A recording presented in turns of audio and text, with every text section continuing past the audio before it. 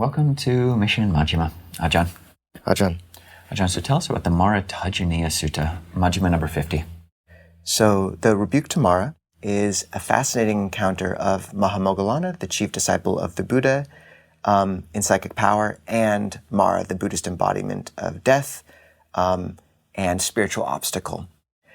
And Moggallāna is walking meditation, feels his stomach heavy as a bag of beans, I believe is the quote, and so goes inside his kuti to investigate internally. He discovers Māra inside of him and says, "I see you," or notes that he perceives Māra there. And after repeatedly witnessing Māra is willing to leave his body and stand by the doorway. And just an interesting psychological principle there of the fact that sometimes we need to see something internally a few times before we can let go of it. Granted, Moggallāna is an arahant, but interesting principle for the rest of us. And then Moggallāna, out of compassion, says, "Māra, you're making great demerit, great suffering for yourself through troubling a disciple of the Buddha."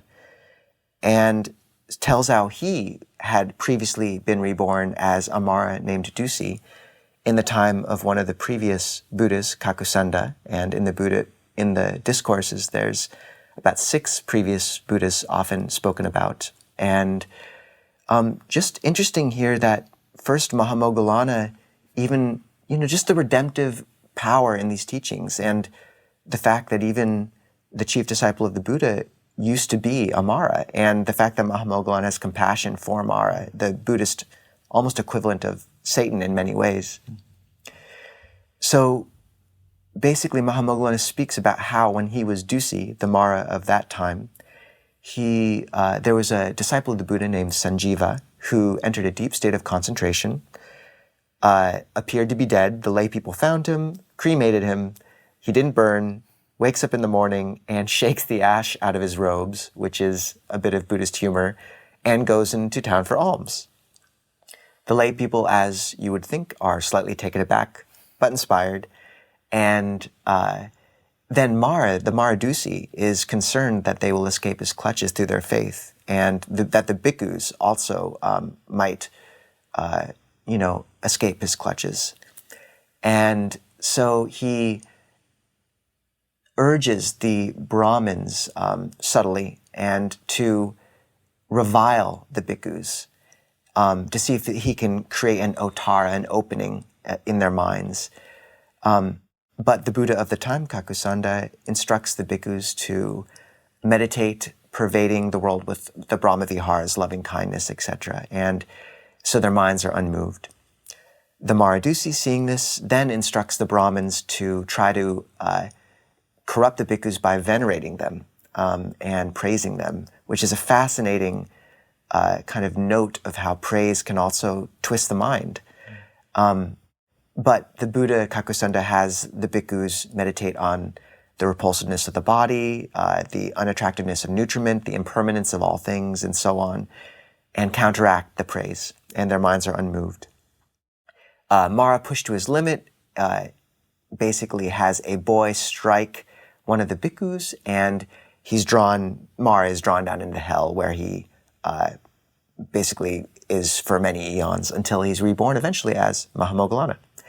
And then Moggallāna goes on to utter these verses, which happens often in suttas, that someone will utter spontaneous verses where he warns Māra about the demerit he's creating and praises the Buddha in his teaching.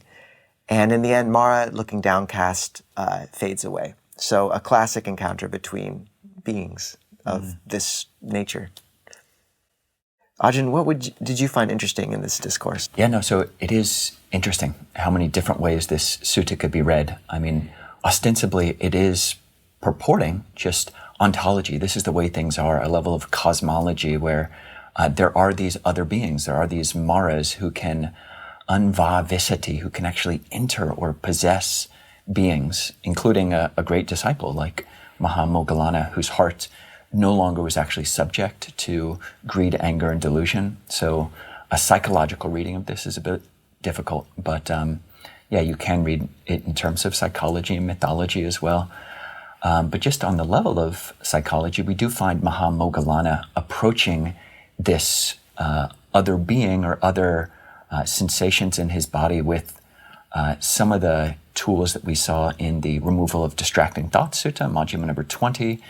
But these aren't the only tools that we have to work with obstructive mental states, the inner Māras. There's another sutta called The Ugly, Samyutta number 11.22, which mentions this anger-eating demon, in which this really ugly little yaka or ugly demon comes and sits on Sakka, the king of the gods' throne, and everyone starts reviling the demon to get it off of Sakka's throne, and all of this reviling and just meanness towards the demon just makes it more beautiful, more and more beautiful, whereas Sakka comes down and is just utterly kind and soft and humble to the demon, and that actually gets the demon to shrink and become more and more ugly. So actually befriending or being kind to one's, the things that come up is a way to relate to obstructive states, whatever the source. And this actually reminds me of a book called Feeding Your Demons by Sultrim Alioni, a Tibetan teacher, a lama. And she mentions a five-step technique of relating to Māras or inner obstructions. So the first step is to feel where in your body a certain obstruction is coming up, and to really, where is it, how big is it, what's the size, etc. of this obstruction. So for Moggallāna, it was in the belly. The next step of this feeding your demons is to embody that, personify that. What if it was a demon? What would this obstruction look like? How big would it be? What's its color? What's its shape? Personifying it. And then in the second step, actually asking the demon, what do you want? What do you need? And what would you feel like if you got it? And the third step is to actually embody this demon. So listen, okay, what do I want? What does the demon want? What does it need? And what would it feel like if it was gratified in those things? That's the third step. And then actually answering those. And then the fourth step is to actually just feed the demon. So just as Sakka did in that anger-eating demon sutta on the ugly, just dissolving one's body and feeding the demon. And the fifth step in Sultrim Alioni's system is to just rest in the peace and the stillness and the emptiness of having fed one's demon. So that's just a different, interesting, possible overlap. Just one other thing is, as you mentioned, we've got this mention of, one meditates or jayati, pajayati, nijayati, upajayati, translated in different ways. I think we've got Bhikkhu Bodhi, meditate, premeditate, out-meditate, mismeditate. Sujato is meditate, concentrate, contemplate, ruminate. Ajahn Thanissaro is absorb himself, besorb himself, resorb himself, or supersorb oneself. And we find this again in Majjhima number 108, the Gopaka Moggallāna Sutta, where the Buddha says that he doesn't praise every kind of meditation. He praises the four jhanas, but he doesn't praise or meditate the meditations which are coming from any of the five hindrances. And so one possessed by greed might meditate, premeditate, mismeditate, etc. Similarly with anger or restlessness or sloth and torpor or doubt. And here in this sutta, we have Māra Dusi possessing the voices of these Brahmins, saying that people who are complaining that these meditators are navel-gazing in these different ways, like an owl in search of stalking a mouse, or like a jackal stalking a fish, or like a cat stalking a mouse, or like a donkey, which is unladen, just sitting around all, dumb-like. So, yeah, interesting, different presentations of meditation, whereas oftentimes in the West, we really do just lionize just any form of sitting meditation is inherently good, whereas the Buddha had more nuance, as did Moggallāna. Yeah, I love how the similes are all about animals there. We've all meditated like that before. Yeah. Mismeditated. Yep.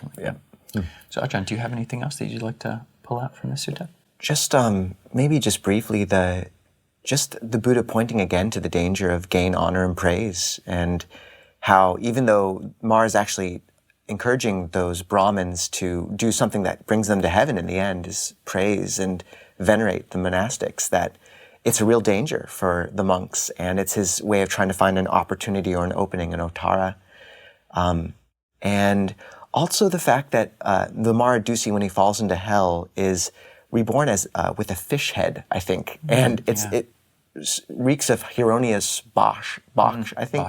Bosch, Just a painter who paints almost that exact image in one of his paintings. And just the sense like hell being looked at as this disintegration of pattern and unification, and why so many beings, even in this discourse, this idea of a mismatch. And I think that's a really interesting way of looking at what hell is a mismatch between these different strata of our own being and kind of a disintegration of us. So lots of cool resonances. So Ajahn, what is the word of the week?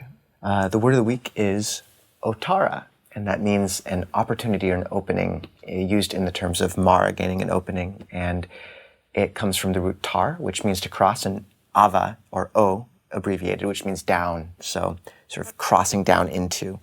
So. All right. Well, try not to get possessed in the next week. May we do that. See you all soon enough over on Zoom, and see you next week for Majjhima number 51. Ajahn.